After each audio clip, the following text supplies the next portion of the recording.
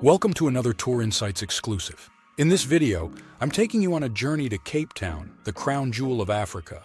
We'll ascend the iconic Table Mountain for views that will leave you speechless, and later show you penguins playing on pristine beaches. I'll also show you how to explore Cape Town like a local, from the vibrant V&A Waterfront to the hidden gems of Bo-Kaap's colorful streets. Plus, I'm taking you on the most scenic road trip of your life along the Cape Peninsula, where ocean meets mountains in the most spectacular way.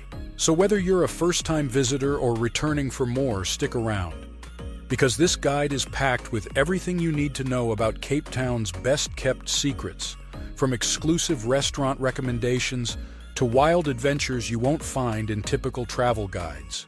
Let's dive in! Now let's start by exploring the Table Mountain. Trust me, this isn't just another tourist spot, it's an experience that will literally take your breath away. Standing at over 3,500 feet above sea level, this flat-topped mountain offers views that'll make your Instagram followers think you've discovered paradise. Speaking of getting up there, you've got two options, the cable car or hiking.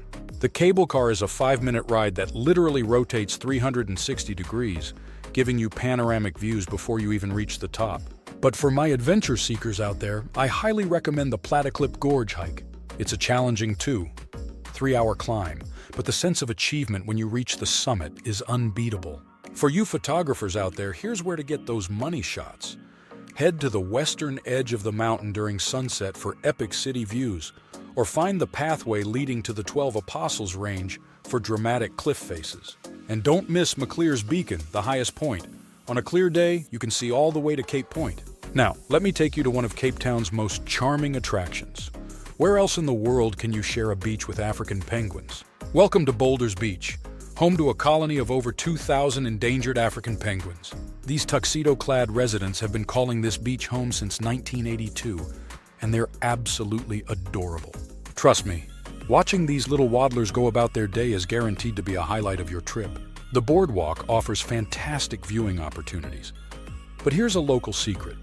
Head to the actual Boulders Beach section during low tide, and you might find yourself sharing a swimming spot with these charismatic birds. Just remember, while they look cute, they're wild animals with a surprisingly strong bite, so keep a respectful distance. But Boulders isn't the only beach worth visiting in this area. Just a short drive away, you'll find the pristine waters of Windmill Beach, a hidden gem that most tourists miss. Its natural rock pools make it perfect for snorkeling. And if you're up for something more secluded, Waterfalls Beach offers dramatic scenery with actual waterfalls cascading onto the beach during winter months. During whale season from June to November, keep your eyes on the horizon. You might spot southern right whales breaching in the distance. And if you're visiting in summer, remember that penguins molt between December and January, which means they stay on land and are easier to spot, though they might look a bit scruffy. Let's dive into one of Cape Town's most vibrant attractions, the Victoria and Alfred Waterfront. This isn't just another shopping district, it's a perfect blend of history, culture, and modern entertainment that draws over 24 million visitors annually. And trust me, once you experience the buzzing atmosphere against the backdrop of Table Mountain, you'll understand why. First, let's talk shopping, because the V&A isn't your typical mall experience. The Victoria Wharf Shopping Center houses over 450 retail outlets. But here's what makes it special. You'll find everything from international luxury brands to unique local South African designers. Don't miss the Watershed, my personal favorite spot, where over 150 local artisans showcase their crafts. Now let's talk about what might be the best part, the food scene. If you're looking for a special dining experience, book a table at Pier, where floor-to-ceiling windows offer spectacular harbor views while you enjoy some of the freshest seafood in Cape Town. For a more casual but equally delicious experience, head to Life Grand Cafe. Their seafood platters are legendary. Speaking of the food market, this place deserves its own spotlight. The V&A Food Market, housed in an old power station, is a food lover's paradise. With over 40 street food-style vendors, you can literally eat your way around the world. From traditional Cape Malay curries to gourmet mac and cheese, there's something for every palate. Now let me take you to one of Cape Town's most photographed neighborhoods, the vibrant Bo-Kaap. This area consists of those colorful houses you've seen all over Instagram. But let me tell you, there's so much more to this area than just pretty facades. Each brightly painted house tells a story of freedom, culture, and resilience that goes back over 300 years. Originally known as the Malay Quarter, Bo-Kaap was home to enslaved people brought from Malaysia, Indonesia, and other parts of Africa by the Dutch East India Company. When slavery was abolished, the residents finally owned their homes and painted them in bright colors as an expression of their freedom, a tradition that continues to this day. Now let's talk about what might be my favorite part of Bo-Kaap, the food. This neighborhood is the heart of Cape Malay cuisine, a unique fusion of Malaysian, Indonesian, and African flavors. You haven't truly experienced Cape Town until you've tasted a homemade boboti or sampled fresh Coast Sisters, not to be confused with the Dutch Coke Sisters. Now let's explore the Cape Peninsula. Get ready for what might be the most scenic drive of your life, the Cape Peninsula Route. This isn't just any road trip. It's a journey that combines dramatic coastal views, hidden beaches, and wildlife encounters that'll make you feel like you're in a nature documentary. Let me show you how to make the most of this incredible experience. Let's start with route planning. The full Peninsula Loop typically starts in Cape Town, heading south through Camps Bay and Hout Bay, then along Chapman's Peak Drive to Cape Point, returning via the False Bay coast. The crown jewel of this route is Chapman's Peak Drive, or Chappies as the locals call it. This 9-kilometer stretch of road hugs the cliffside with 114 curves, each one offering more breathtaking views than the last. There are 14 designated viewpoints along the route, but my favorite is at the lookout near the toll plaza. It's the perfect spot to watch dolphins playing in the waves below. Moving on to Cape Point and the Cape of Good Hope. And let me clear up a common misconception. These are actually two different spots. Cape Point is where you'll find the iconic lighthouse, while the Cape of Good Hope is the most southwestern point of Africa. Now let me share some hidden gems along the way. Everyone knows about Boulders Beach and its penguins, but have you heard of Smitswinkle Bay? It's a secluded beach just before Cape Point that requires a 15-minute hike down, but you might have the entire beach to yourself. And if you're up for a real adventure, take the secret path behind the Slangkop Lighthouse in Kometji. It leads to a pristine stretch of beach where you might spot whales breaching during migration season. Speaking of wildlife, this route is like a safari by the sea. Keep your cameras ready! Besides the famous penguins at Boulders Beach, you're likely to spot baboons near Cape Point. Remember, never feed them and keep your distance. Cape Mountain zebras in the Cape Point Nature Reserve, and if you're lucky, whales in False Bay between June and November. Now let me take you off the tourist trail and show you Cape Town through local eyes. While everyone knows about the big markets, I'm going to share some hidden gems that'll make you feel like a true Capetonian. These are the places where locals actually hang out, and trust me, they're about to become your favorite spots too. Let's start with markets you won't find in typical guidebooks. Skip the crowds at the Old Biscuit Mill and head to the Oranjezit City Farm Market on a Saturday morning. Tucked away at Granger Bay, this isn't just a market. It's a celebration of local produce, artisanal food, and community spirit. Now let's talk coffee, because Capetonians take their brew seriously. While everyone flocks to Truth Coffee, let me introduce you to Bean Heaven at Haas Coffee in Bo-Kaap.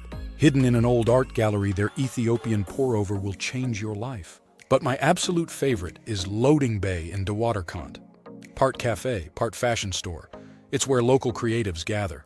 When it comes to local events and festivals, timing is everything. Everyone knows about the Cape Town Jazz Festival, but let me tell you about the real cultural celebrations. The Cape Town Coffee Festival in May isn't just about caffeine.